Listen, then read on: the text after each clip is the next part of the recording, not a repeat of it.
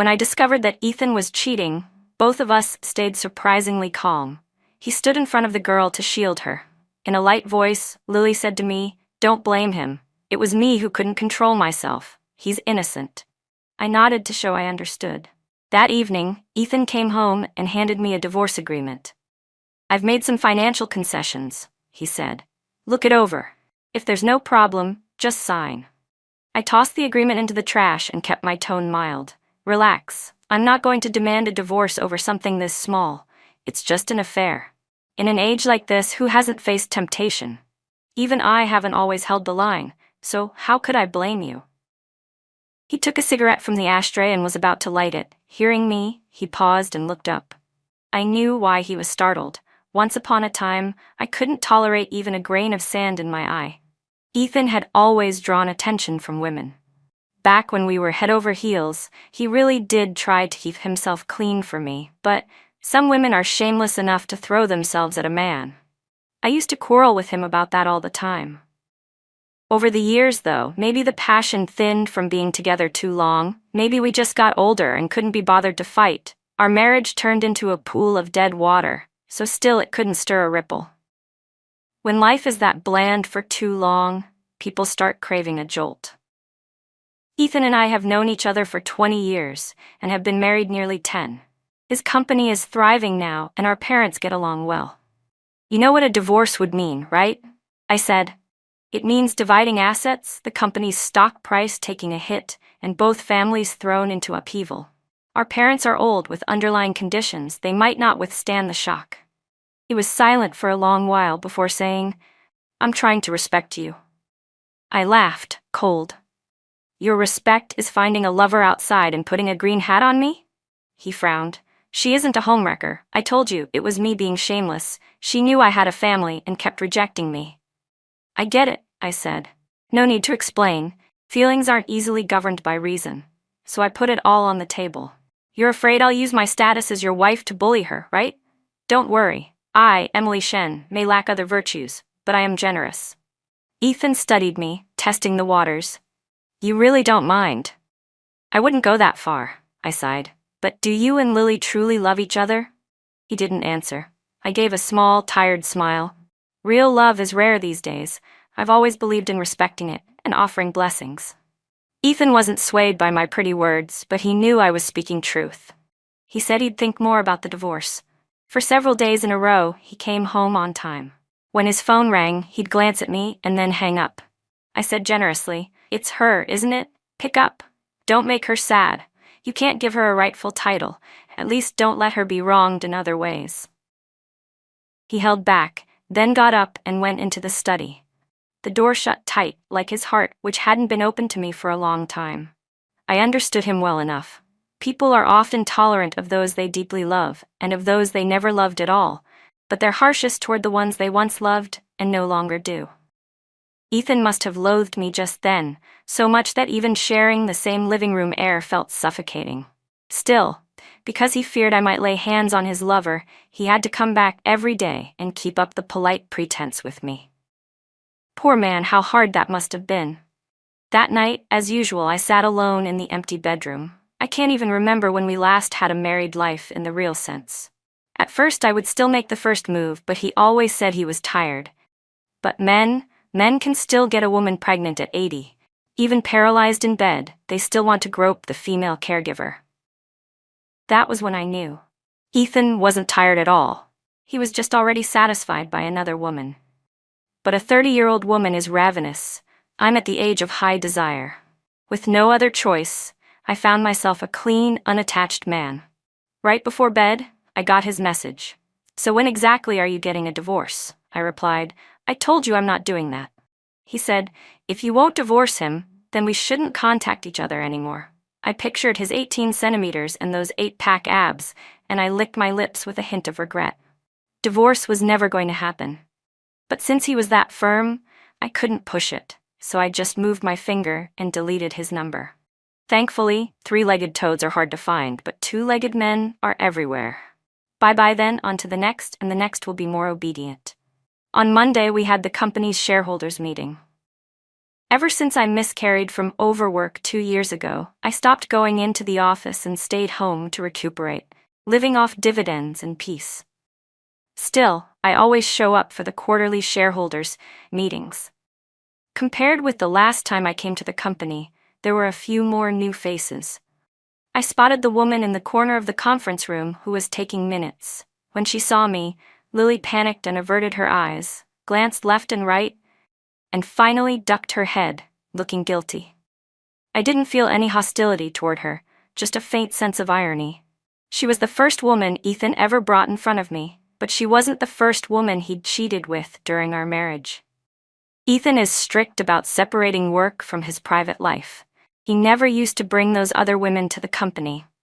Remembering how he always defended her between the lines, I thought to myself that this time might actually be true love. At 10 o'clock, Ethan walked into the conference room right on time, but didn't announce the start of the meeting. After a while there was noise outside. The tightly shut door opened and a man in a charcoal gray suit walked in. "Sorry I'm late," he said, though there wasn't a trace of apology on his face. He sat down beside Ethan. Sensing my gaze, he looked over at me, then drew back his eyes without any expression. That was Dr. Ray Lewis. The man has a poker face, especially in bed. The more heated the moment, the colder he gets. Maybe I'm a bit of a masochist. The colder he is, the more excited I become. "Chairwoman Shen, who's that?" A shareholder beside me leaned over, baffled. "That's our angel investor," I said quietly. "We were able to found the company thanks to him. I'd never met him before. He has a lot of assets under his name. We've invited him to every shareholders meeting, but he always declined." "So why'd he suddenly show up this time?" the shareholder asked. I smiled and shook my head. "I don't know. Maybe he's just bored lately." The meeting ended close to noon. I didn't rush off. I planned to stay and have lunch with Ethan. As I came out of the restroom and was washing my hands, Lily walked in. The moment she saw me, she instinctively wanted to bolt, but after a beat she shuffled over, head down, voice barely above a whisper. "Chairwoman Shen?" I washed at an unhurried pace, pulled a paper towel, then moved to the dryer. When she still didn't get a response from me, tears spilled down her cheeks, her shoulders trembling, pitiful. "Chairwoman Shen, I really didn't mean to ruin your marriage," she stammered. "I didn't know he was married at first. I thought about leaving him, but you love him too much," I finished for her. I took out my handkerchief, tipped up the young woman's chin, and gently wiped her tears, even speaking in her defense. Just the thought of leaving Ethan feels like knives twisting in your heart, like your insides are being torn apart. "So, you could only keep tangling yourself up with him. Later he arranged for you to join the company, and you finally got to be with him day and night, right?" I finished all her lines for her. She stared, dazed, even forgetting to cry. "Do you have anything you want to say to me?" I asked. In a company this big, if he truly wanted to avoid me, it would be easy. The girl's feelings were far too obvious. She was too weak, so weak that I almost found her a little bit endearing. "Chairwoman Shen, you're so capable, beautiful and wealthy," she faltered. So could you divorce him?" Realizing she had no real ground to stand on, she started crying again. "I really have no choice. I'm pregnant. Does Ethan know?" I kept my voice even. She nodded. "But he said you're unwilling to divorce. Chairwoman Shen, the baby is innocent.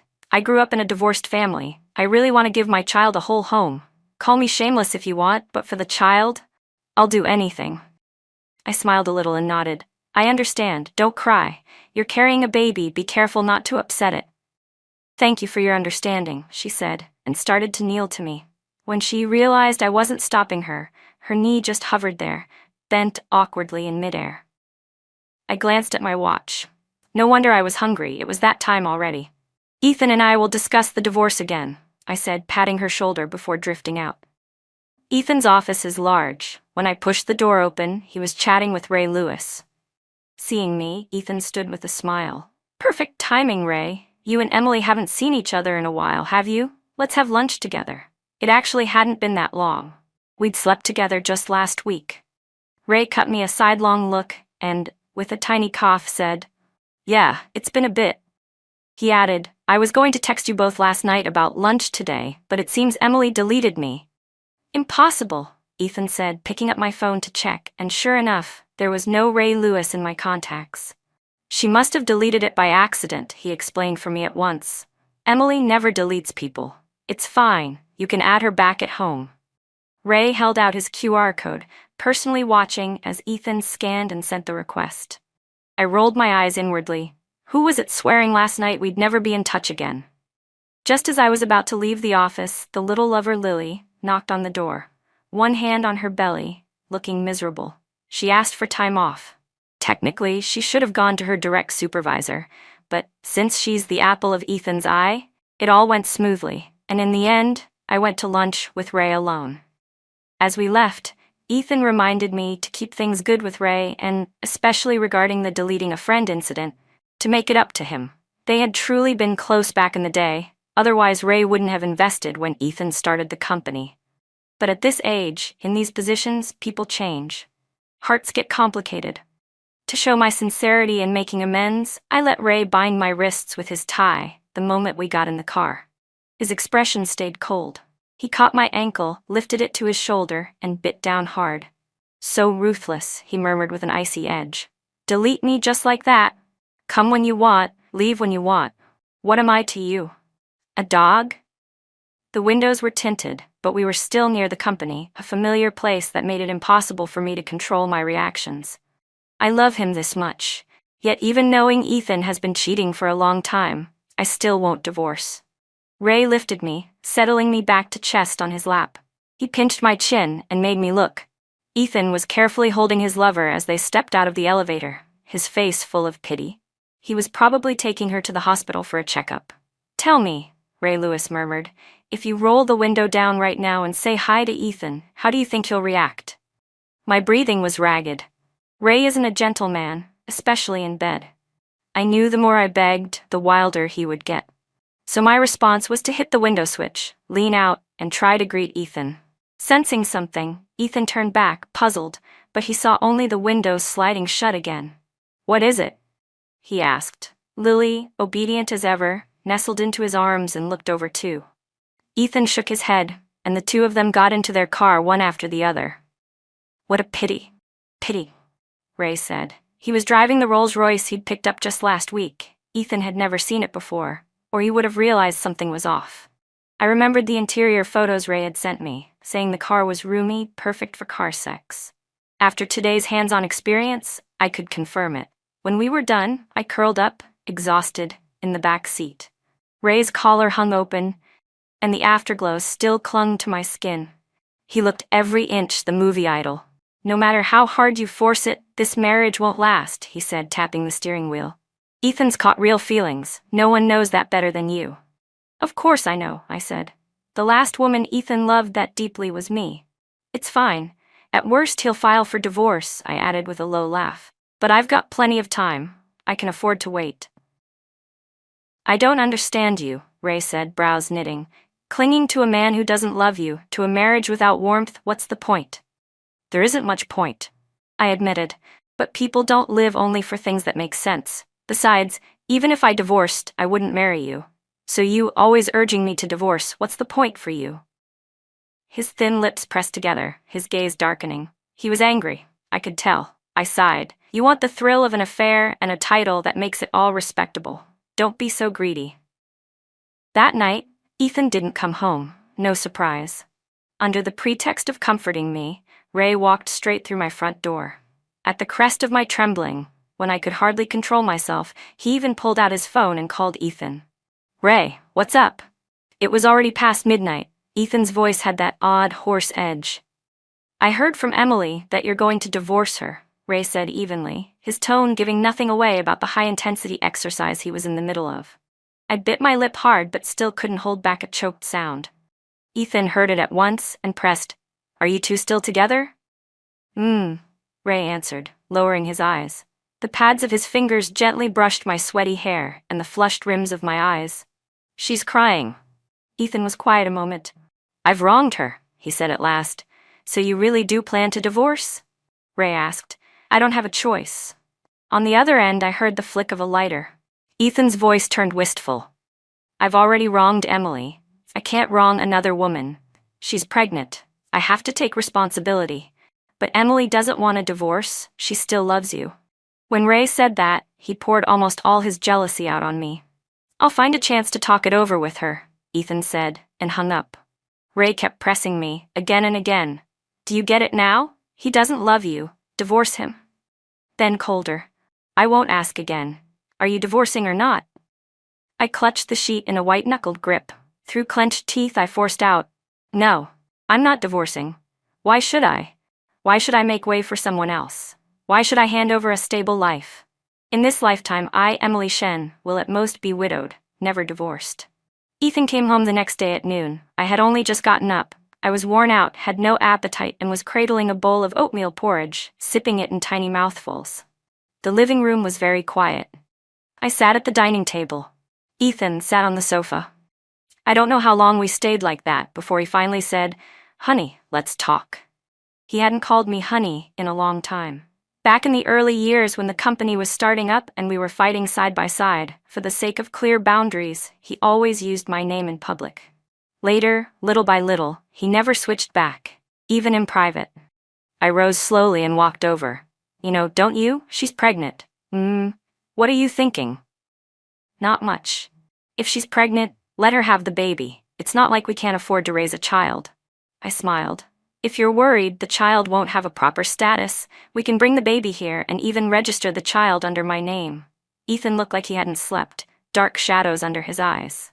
Emily, that's my child with her. I can't let them suffer that kind of humiliation. So, I can only wrong you. His face was bleak. For the sake of everything we've had all these years, could you please be straightforward and divorce me? Any terms for splitting assets? Name them. I'll handle our parents. I'll deal with the media. I promise the divorce won't harm you one bit. You could even use my name to climb higher. Ethan, are you treating me like a client across a negotiating table now? After all these years, your pitch, those big empty promises, hasn't improved at all. I looked at him steadily, trying to see through his pupils into his heart. Ethan, am I your enemy? He dodged my eyes, looking a little discomfited. Sometimes I sigh at how people change. 10 years ago, I never would have imagined that the woman who couldn't tolerate a single grain of sand would become the one clutching a ruined marriage and refusing to let go. After all, on the very first day Ethan and I officially started dating, I told him, if you ever fall out of love, don't hide it from me. Let's part peacefully. I'd never cling or make a scene. Maybe it really is age catching up with me. Lately I keep remembering how vivid my youth felt because Ethan was in it. Even after all these years, that color hasn't faded. Ethan was resolute about the divorce. Because I refused to negotiate, he hired a lawyer and prepared to file for divorce. The very day I heard the news, his lover was mugged on her way to work. She didn't have time to loosen the strap, and she was dragged several meters before she was rushed to the hospital, almost miscarrying. Ethan, frantic, hurried to the hospital to calm her, then came home with a face like thunder. I was lying on the sofa, happily projecting our wedding video onto the TV. Ethan stood in the entryway. I smiled and greeted him. You're back. Why so quiet? Emily, how did you become like this? For the first time, he didn't bother to hide his dislike and loathing. You make me sick. I froze for a second, my heart seized in an invisible fist so hard I almost cried out. But I held it in. You think I arranged for her to be robbed? Didn't you? Couldn't it simply be that heaven couldn't stand her being a mistress, shameless enough to make a scene right in front of the wife, and decided to punish her? I've already said it, from start to finish, I was the one who made the first move. I was the one who clung to him and wouldn't let go. I was the one who, afraid he'd leave, deliberately let her get pregnant. If heaven wanted to punish someone, it should punish me. Ethan looks tormented because he still can't give his lover a wedding, a proper status. Emily, I'm begging you, he said. Don't lay a hand on her. What will it take for you to let her go? I'll kneel to you if I have to. The person who won't let her go is you, I said, pointing at the TV. Look, I'm watching our wedding video. Every sweet word you've told your lover, every promise you've made her, you once said to me. On screen, Ethan twirled me around on his back, giddy with joy, and faced the camera to swear. I'll love Emily for a lifetime. If I ever change my heart, may I lose love forever and die a bad death. Ethan stared at the screen, face bloodless, lips working soundlessly. If the you back then had known how you'd hurt me now, would you have preferred to die? I asked. Look at you, how awful you look. I sighed. Relax, I don't have any other scheme. I know you're worked up right now, I just want you to calm down first. He hurried over and sat quietly beside me. I only want to tell you this. People don't stay the same. Right now you believe what you feel for her is true love, that you could give up everything to be with her. Back then, what you felt for me was true love too. You even dared to risk your life to protect me. You divorce me and go to her. How can you guarantee you'll stay devoted to her for life? What if you meet another true love later? Will you divorce again? Ethan opened his mouth to argue. Don't tell me she's different. I cut in. When you were young, you thought I was different too. The truth is, it's all the same. Hearts change easily. Marriage has never been a prerequisite for real love. If you don't marry her, does that mean you don't love her? Is she the one insisting you divorce? Then think carefully. Does she love you, or the title of Mrs. Ethan? Ethan seemed half persuaded. But what about the baby? I can't let this child be illegitimate. I told you, put the baby under my name, I said, blinking. Then technically it's the original wife's child. When people talk, that'll sound better than a child born to a second wife, won't it? And she's already several months along. Even if we divorce and you marry her, the timing of the birth won't line up. She'll still carry the label of a mistress who took the wife's place, and the child will always be one born of an affair. If she truly loves you, truly loves this baby, she should know what choice is best. If she loves you and the child that much, she shouldn't mind enduring a little grievance. Ethan drew a deep breath and sprang to his feet. It's late. You should rest. You go ahead, I waved him off. I'll look at a few more photos. He glanced at the wedding portrait of us on the TV, then quickly looked away. Before going upstairs, he asked, Emily, what's your real reason for refusing to divorce me? If I said it was because I still loved him, he'd never believe me. I tugged one corner of my mouth. Honestly, I think divorce is pointless. My dad divorced my mom for true love when he was young, made a whole life or death spectacle of it. Later he got sick, the mistress ran off, and he slunk back home. My mother swore when she divorced, vowed she and my father would never speak again. Over the years she dated plenty, yet in the end she wound up tangled with my dad all over again. Round and round, we circle the drain because life is a messed up thing. Marriage is a grave, but having a grave is better than being left to rot in the open. So Ethan, you're my only grave. People say men can be devoted and single-minded. I never believed it before. But after I saw Ethan's lover, I do. I don't know if Ethan has noticed how much that young woman looks like the younger me. The same single-parent background, the same damage from our original families, the same fragility wrapped around a stubborn core.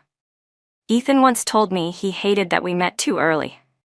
In those years when my family hurt me most, he wasn't strong enough yet. His wings weren't grown. Even when he spread them as far as he could, all he could do was stand in the rain with me. But now it's different. He's successful. He can shield that little girl from the wind and rain, the girl I used to be. How nice for him to get a chance to patch the regrets of his youth. And what about me, Ethan?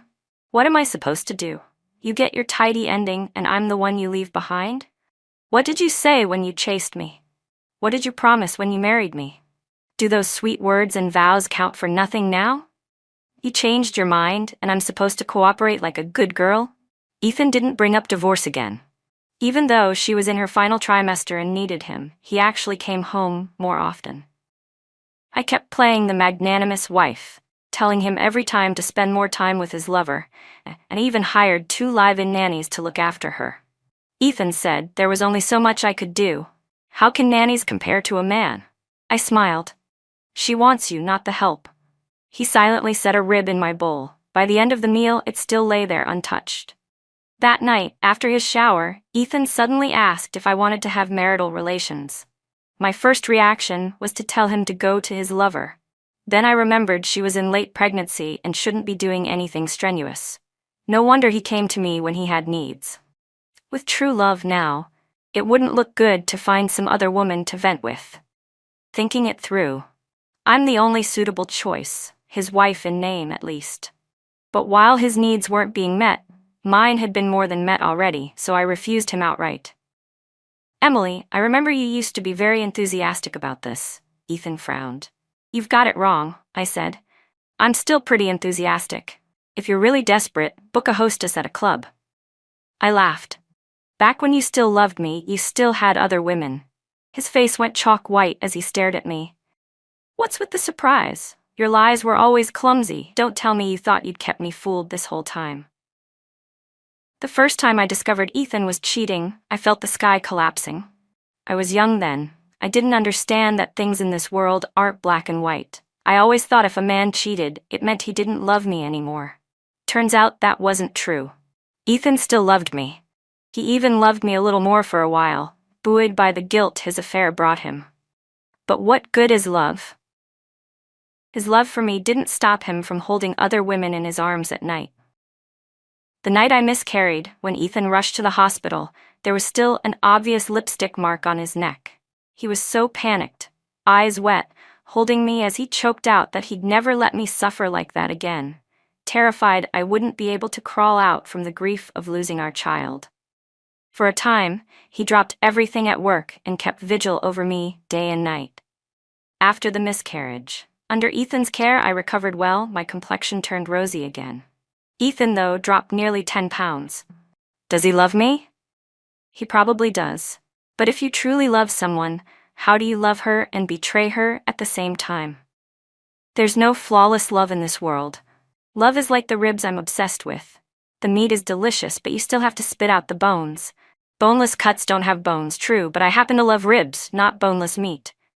Ethan stared at me, stunned, his gaze suddenly unfamiliar, as if he'd never really seen me before, or as if the fog had finally lifted and he could see me at last.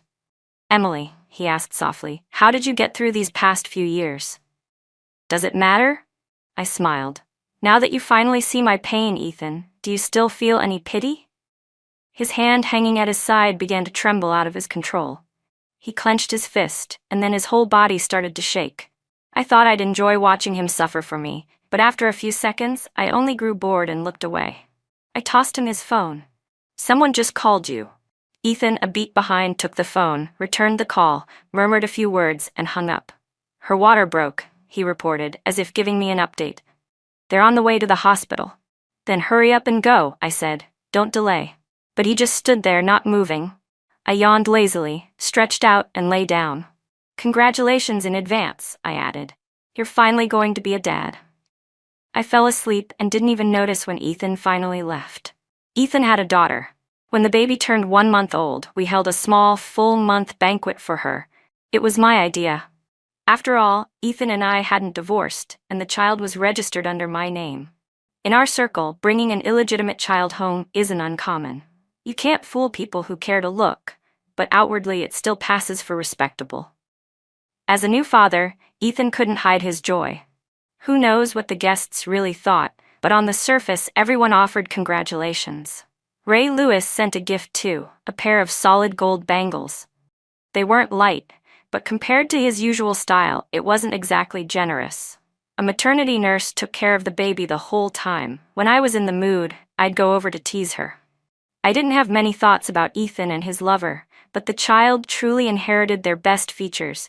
At just 1 month, she looked like a porcelain doll, irresistibly cute. Ray stood beside me, watching Ethan show off the baby across the room. You're just going to stand here and watch? He asked, voice even. That's right, I said. I'm just going to watch. Emily, I want to be a father too. Go ahead, I said. I'm not stopping you. But you won't have my child. I gave him a look. With things between us this ambiguous, why should I risk childbirth and wreck my figure to have a baby with you? I couldn't help finding it funny. Ray frowned. But you were pregnant before. Yes, because back then I still loved Ethan. A child would have been a token of that love, I said bluntly. So what would it mean if I had your child? I don't love you. Ray tugged at the corner of his mouth in a self-mocking smile. I knew I'd hurt him. But he's free. I've never tied him down. If he's still standing next to me now, that's his own choice.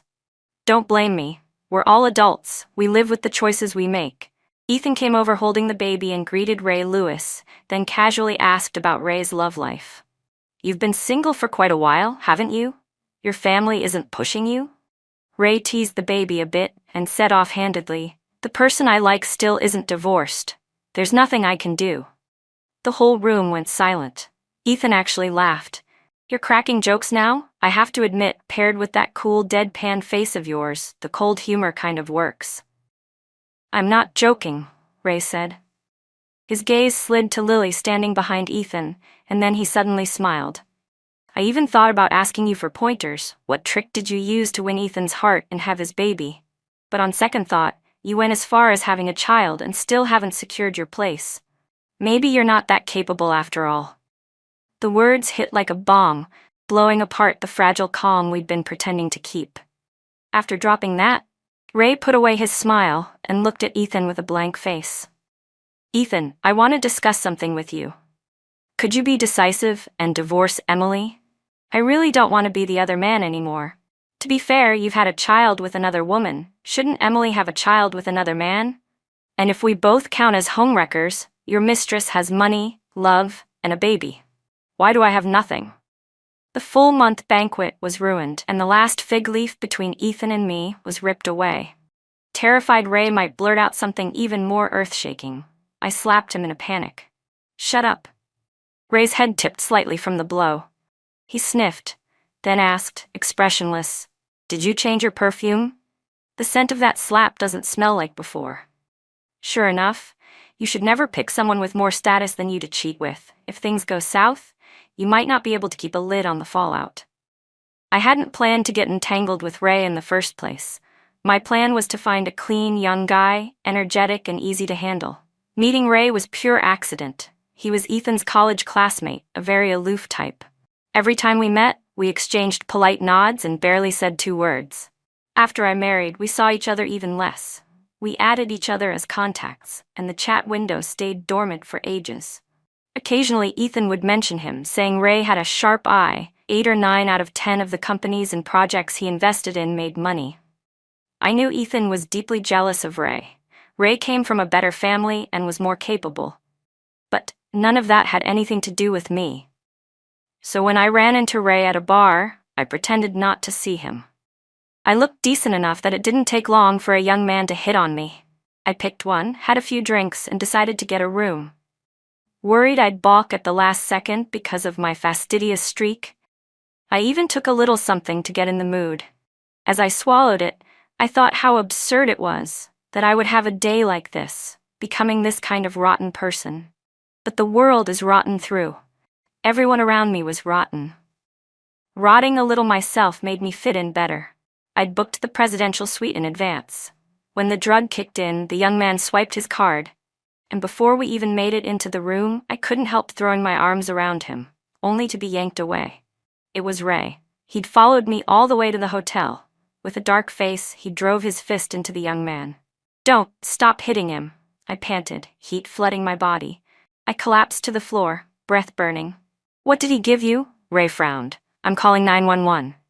"I took it myself," I waved him off. "Today has nothing to do with you. Go." "Emily, you're drunk. Do you even know what you're doing?" Ray stared at me in disbelief. "You're married." "So what?" For a split second my head cleared, and I smiled back at him. Is it a crime for a married person to sleep with someone who isn't their spouse? If it is, shouldn't Ethan be serving a life sentence? He understood exactly what I meant and pressed his lips together. If Ethan did something wrong, you should divorce him, not punish yourself by making the same mistake. Easy for you to say divorce. You're not me. You don't know how I feel. You don't know my past. What gives you the right to toss out a light little get divorced? If I leave the marriage, I lose my home. Should I sleep on the street? He planted himself in front of me like a tall tree. Annoyed, I shoved his shin. Get out of my way. Mind your own business. I wanted to go find that young guy and pick up where we left off, but he clearly decided I was trouble and slipped off. I shot Ray a glare, pushed myself up, and headed into the room. He moved to follow on instinct. "What are you doing?" I asked. "That guy ran off. Are you planning to take his place?" His steps faltered. He didn't come in, but he wouldn't let me shut the door either. and he didn't leave. The drug had scrambled my judgment, and when Ray snatched my phone out of my hand, I couldn't even call another man on the spot. "Are you insane?" I cursed him as my fingers went to his tie. At that point, I couldn't worry about the mess that might come after. So this is what it feels like when lust flips the switch. No wonder men can't control themselves and only care about getting off first. Ray clamped both my hands in his. "Two choices," he said. "Either sleep with me or I find you a man." He didn't answer after that, but the resistance left his body. Need surged, urgent and impatient, and we didn't even make it to the bed before the final step. Even then, Ray's self-control held long enough for him to put on protection. He said that not using it would be disrespectful to me and to Ethan. In a moment like that, he could still talk about respect. Was my charm not enough? Soon I couldn't think about any of it at all. My first time with Ray was a mistake. I figured I'd pretend nothing happened and leave when I woke up, but Ray was up too early. I half suspected he hadn't slept at all. The moment I opened my eyes, I met his gaze. He was sitting in a chair by the window, staring at me without blinking. Backlit, I couldn't read his expression. "About last night," I started, and realized my voice was hoarse. "Ethan cheated." Ray cut in. My silence counted as admission. "I'll act like last night never happened," he said, standing. "What goes on between you and Ethan is none of my business. As a friend, though, my advice is, don't drag it out. Cut it clean." He paused. "And if you insist on finding someone, at least pick a clean one. Don't go to bars." Hearing that, I found it absurd, and then I felt even more unwilling to accept it. Ethan cheated first. I just mirrored him. What right did Ray have to climb up on the moral high ground and lecture me? Yes, I lost my restraint last night. I made the first move, but the one who wouldn't stop in the end was him. The sober one, choosing it with clear eyes. So after making my first mistake, I made a second. I stopped him as he was about to leave. "You said random men are dirty. You're clean enough, aren't you? What if I pick you?" Ray lowered his eyes to look at me, his expression cool. "I don't have that kind of kink. I don't touch a friend's wife." "Then who possessed you last night?" I shot back. His face went rigid. "Need me to jog your memory about how you kept that monkish face while biting my neck and wouldn't let go?" I tipped up my chin to show the marks along my long throat. "See? Evidence." His gaze went black, something dark roiling there. The pressure of his presence grew heavier. I glared right back, refusing to retreat. After a few seconds of standoff, Ray suddenly swept me up, stripping off the suit he'd just put on as he carried me toward the bed. He was a beast. The suit was his cage. After that, Ray and I got tangled up for good. Every time, he kept a cold face and insisted he had no interest in being the other man, telling me to find someone else. But the moment I teased him, he'd start loosening his tie. Later, I even developed a reflex. Whenever I saw him tug at that tie, I wanted to run. Once he'd had a taste, though, he wouldn't let me see anyone else. Not only that, he wanted to go legit. Too bad I'm not an idiot. If I divorced Ethan and started over with Ray, what then? Walk the same road I already walked with Ethan. Just repeat the same mistakes. So I won't divorce, and I won't be with Ray either. If he gets tired of me, he can find someone else. I won't stop him. But Ray really did go mad, obsessed with becoming the official one. If he couldn't win, he'd rather drag everyone down with him. The full-month banquet was a total loss, but every guest who left wore an awkward smile, full to bursting with gossip if not with food. After we saw off the last guest, Ray, right in front of both sets of parents and Ethan, offered to drive me home to rest. Instinctively, Ethan grabbed my wrist. No. It wasn't that I was taking Ray's side. I was simply worn out and needed to lie down. I pried Ethan's fingers off one by one. "Emily, you're just going to leave?" He forced out between clenched teeth. "Aren't you going to give me an explanation?" I blinked at him. "Explain what?" "You and Ray, when did you two get involved? What do you take me for?" "My husband, of course," I said. "Why such a big reaction, Ethan?" My righteous tone threw him off. He couldn't answer for a moment. "It's only an affair. No big deal. It's not like we're divorcing. And my affair partner is just Ray. You, on the other hand, if it's not 10, it's 8. I don't mind. Why should you?" Ethan finally reacted. He laughed, razor-edged and sarcastic. "So that's why you don't mind me cheating, because you've had someone on the side all along." Ray, standing at my shoulder, handed him the eye drops with a blank face. You heard her, Emily, he said for my benefit. I don't mind being the other man. And you, her husband, already hold the most legitimate title, yet you're still this petty? I'm a lot more generous than Ethan. Ray Lewis. Ethan roared at last, unable to hold back, and swung his fist at him. Ray simply lifted an arm to block him and said, calm as ice, "You're insane," then shoved Ethan aside.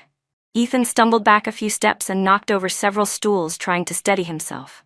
"Ethan, you're in public, watch your image," I snapped, then turned to Ray. "And you, do you have any idea what this will do to the company's reputation if word gets out?" "You don't care about my feelings, so why should I care about the company's image?" Ray answered lightly. "It's not like I rely on your company to eat." I remembered he was only our angel investor and bit back what I wanted to say, ready to try again, when Ethan suddenly burst out laughing. He sat on the floor in a mess, laughing as tears leaked from his eyes. "It's just an affair. Just an affair." When he'd laughed enough, he said, "Emily, I'm divorcing you." I looked at him. "Are you sure?" Ethan forced himself upright, jaw tight. "Of course." "Fine, then let's divorce." The moment I said it, Ray's face lit with fierce joy, while Ethan's went blank. His mouth opened and closed, unable to believe I'd actually agreed. "You've fallen for Ray, haven't you?" His voice was very soft, with a tremor. "You wouldn't divorce me before. You love him now, so you'll divorce me. Isn't that what you wanted? I'm just fulfilling your wish." "No, no," Ethan suddenly roared. "I'm not divorcing. Give it up. Not even if I die." His lover tried to go to him, and he flung her off. Sensing the crackling tension among the adults, the baby started wailing. I quickly had someone take the child away. It was as if all the life had been drained from Ethan. He looked like a dead tree. Stubbornly, with tears and a strange smile, he stared at me. "Emily, I won't let you have your way. You refused to divorce me. You were good to me. You made me fall in love with you again. What is Ray, anyway? Only me. I'll be your legitimate husband for the rest of my life." He grabbed his car keys and left. His lover hurried after him. Our parents looked at one another, at a loss. Ethan's mother clapped her thigh helplessly. "What is all this? Can't you just live your lives properly?" I thought of how when he was young, she'd sold the house to pay for her gambling and left Ethan homeless. Was that what she called living properly? A shrill blast cracked the air outside the restaurant, making the building shudder for a few seconds. I remembered the derelict high-rise nearby, abandoned for years, recently taken over to be demolished and rebuilt. I wasn't in the mood to gawk. I just asked Ray to take me home. As I got into the car, I glanced toward the demolition zone. The area was cordoned off, dust billowing, like my life, nothing but ashes after the ruin. I'd said I would never be divorced, only widowed. Ethan said he would be my rightful husband for life. Our words turned prophetic. He died. He and his lover both died in that explosion. The charges had been calculated carefully, and the area had been cleared in advance. But Ethan lost his head and just wanted to find a quiet, out-of-the-way corner. By chance, he slipped past the workers' patrol route. His lover chased him, and the two of them stepped into the blast zone one after the other. I refused the government's compensation, stating it had been Ethan's own doing. With the company suddenly headless, I, as Ethan's wife and one of the shareholders, stepped forward, together with the original shares in Ray Lewis's hands. I vaulted into the position of largest shareholder and took over the company without a hitch. I didn't marry Ray Lewis, but in exchange for helping me rise to the top, he became the baby's godfather. At night, his eyes would still go dark. With a blank face, he'd taste every inch of my skin, and he'd glare menacingly at any man who came near me, driving them off. He had no rightful title as the man of the house, yet he behaved like one all the same. I didn't indulge him, but it was nice having someone around. Every now and then, I still get lonely. When the child turned 1, I threw a lavish birthday party. Ray had an unmistakable husband air about him. Worried I'd get tired holding the baby, he reached out and took him from my arms. The baby waved his little hands toward me, mouth opening and closing to form 2 syllables, "Mama." He could talk already. Smiling, I pinched his cheeks. Sunlight poured through the windows. The derelict building that had been demolished a year ago had a new foundation now. Word was, the financing this time was solid, the structure going up strong. When it's finished, it'll become a new landmark for the city. Good. I hope I get to see that new landmark rise for real this time.